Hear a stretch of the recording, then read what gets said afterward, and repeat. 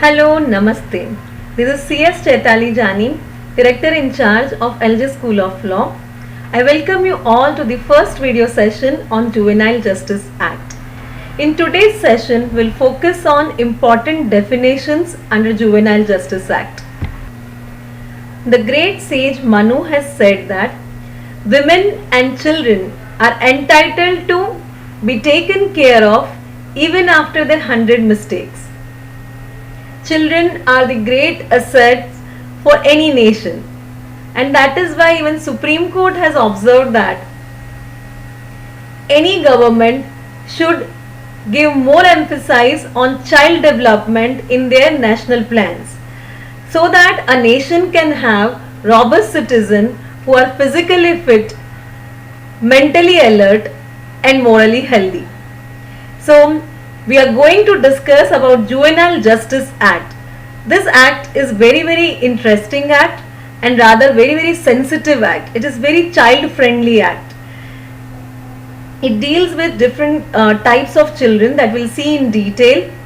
But first of all, we need to understand the meaning of juvenile, because the entire act revolves around juvenile. So what is the meaning of juvenile?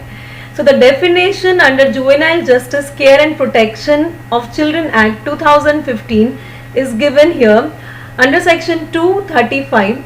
Juvenile means any child below the age of 18 years.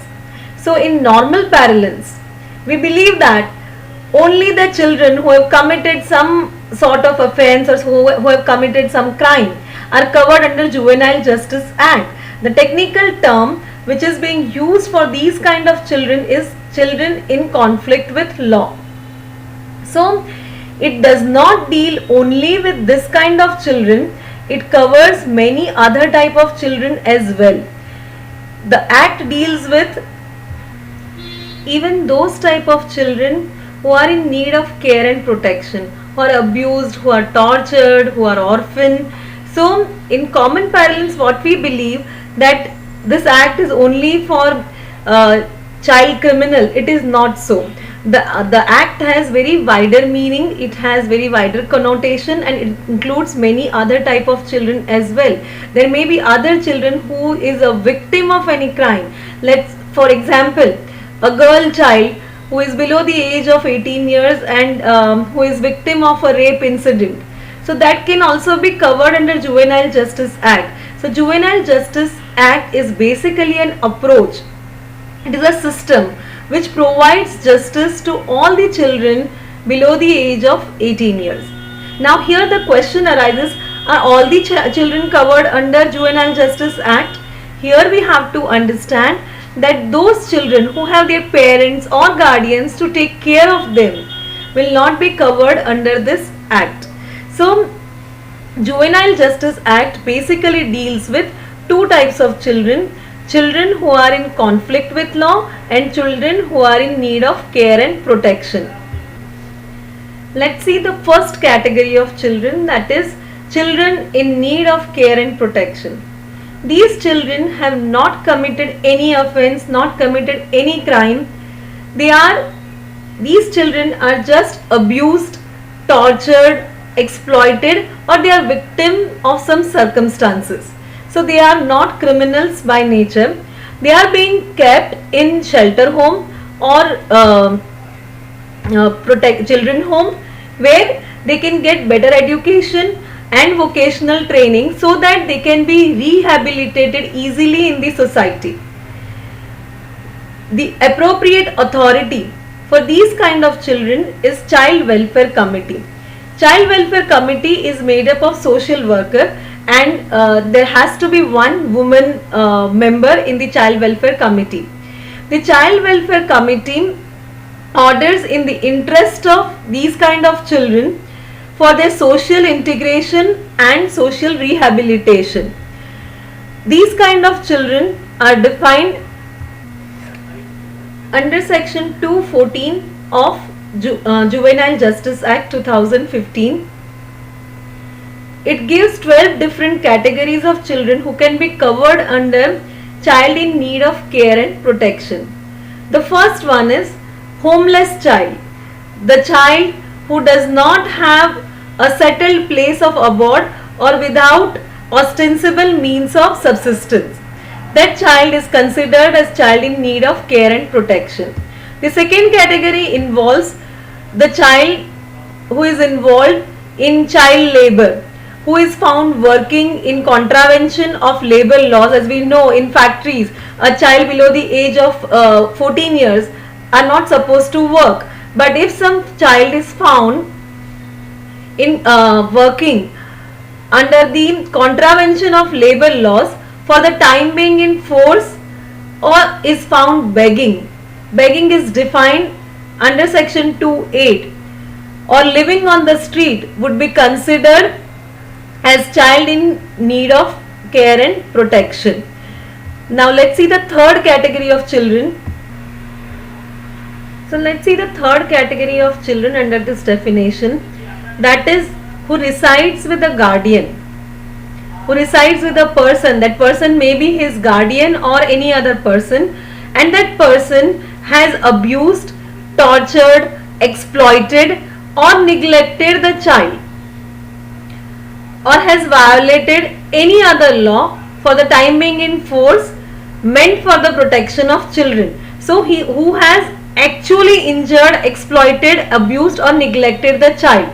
The second subclause says that who has not actually done all these things, but he has just threatened.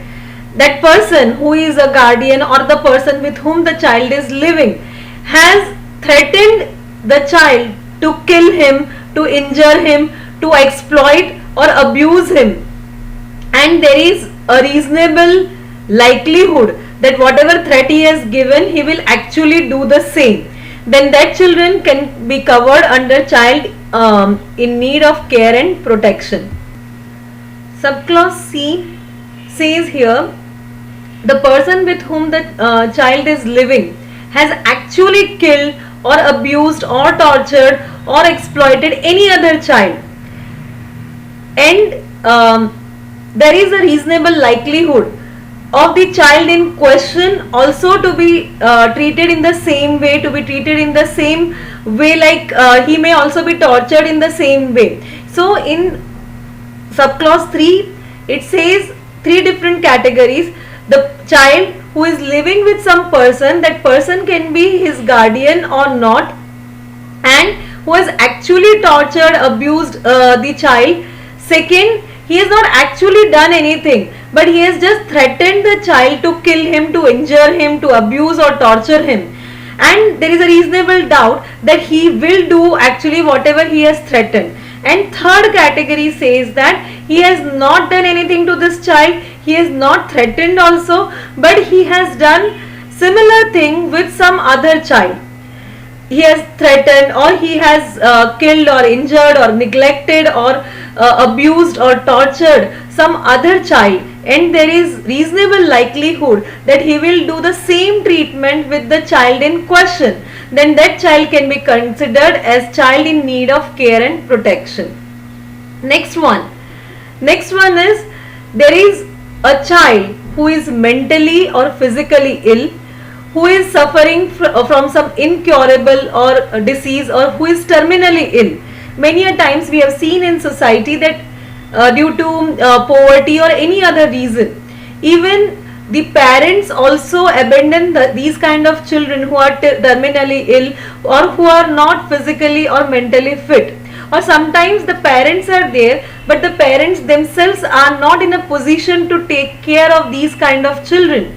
And if the child welfare committee or the board comes across such kind of children, they can be taken to the shelter home and they can be considered as a child in need of care and protection. Let's move on to the next category of children. I would like to discuss first point number 6 and then after point number 5. If the child is not having anybody to take care of him, who does not have parents or guardian, and there is nobody or nobody is willing to take care of him, or whose parents are there but they have abandoned the child or surrendered the child, then that child can be considered as child in need of care and protection, as there is nobody to take care of him. The other type of children, that is given in point number 5, that is, who has a parent or a guardian, and such parent or guardian is found to be unfit or incapacitated by the committee to take care of the child or to protect or the safety of the child, then in that case, even though the child has a guardian or a parent, but that child can be considered as a child in need of care and protection, because the guardian or the parent is not in a capacity to take proper care of the child. The next category of children are who are missing or runaway children. Many a times it happens that sometimes parents scold the children, and they take it on their heart and they just run away from the house, and then they go to a far off place, and they are of such a tender age that they do not remember their exact address, their whereabouts, they don't know anything. So even after a lot of inquiry, if the committee is not able to find the real parents, then these children are kept in children home and they are considered as children in need of care and protection. Next is who has been or who is likely to be abused, tortured or exploited for sexual purpose or for illegal acts. These children can be taken care of. Next is who is found vulnerable and is likely to be inducted into drug abuse or trafficking.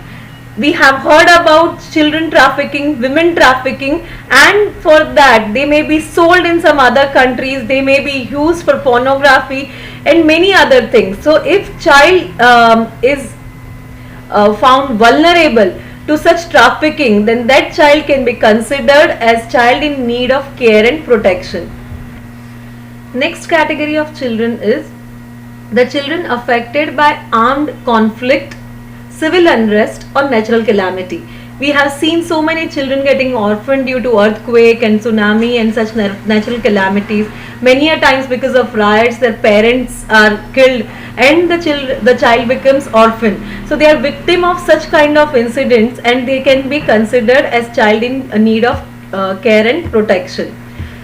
Next is the last category of children are who is at the imminent risk of getting married against their wish. They are children, they have not attained the age of marriage. In India, the age for marriage for a girl is 18 minimum age, and for a boy it is 21 years, but their relatives are forcing them to get married. So these kind of children can also be considered as child in need of care and protection, because they have to get married without their attaining the age for marriage. So this was all about child in need of care and protection. The appropriate authority for these kind of children is Child Welfare Committee. We'll see in detail what are the functions of Child Welfare Committee and what is the procedure to deal with these children.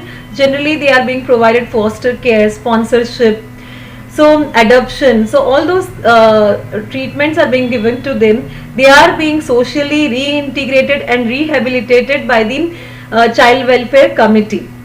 Now let's move on to the next category of children, that is child in conflict with law. So who is a child in conflict with law? Section 2 subclause 13 defines a juvenile in conflict with law. It says that child in conflict with law means a child who is alleged or found to have committed. Alleged means जिसके ऊपर आपको doubt है. Alleged or actually found to have committed an offence and whose age is below 18 years. So he is a juvenile and who has committed or who has been alleged to commit some crime would be considered as juvenile in conflict with law. Though these juveniles have committed some crime, still they are not to be kept in lockup or jail. They have to be kept in observation home, or they can be sent to the special home. The appropriate authority to deal with this kind of children are Juvenile Justice Board. Juvenile Justice Board the Juvenile Justice Board will conduct the inquiry for these kind of children in very child friendly manner in the observation home itself. Juvenile Justice Board is made up of 3 persons. One is a magistrate and 2 are social worker, and compulsorily one of them has to be a woman from the social workers. The board may ask the juvenile to go home after advice. Generally, as far as possible, they should be asked to go home after giving them advice or reprimanding them. They can be provided counseling, and if needed, they can be sent to the special home for maximum period of 3 years. In any case, juvenile cannot be punished with life imprisonment or death sentence, death penalty. Let's move on to the other part, that is history of Juvenile Justice Act in India. That I'll cover in the next session. So in today's session we have seen the 3 important definitions under Juvenile Justice Act 2015, that is juvenile, juvenile in conflict with law, and juvenile in need of care and protection. In the next session we'll see the history of Juvenile Justice Act in India. Thank you so much.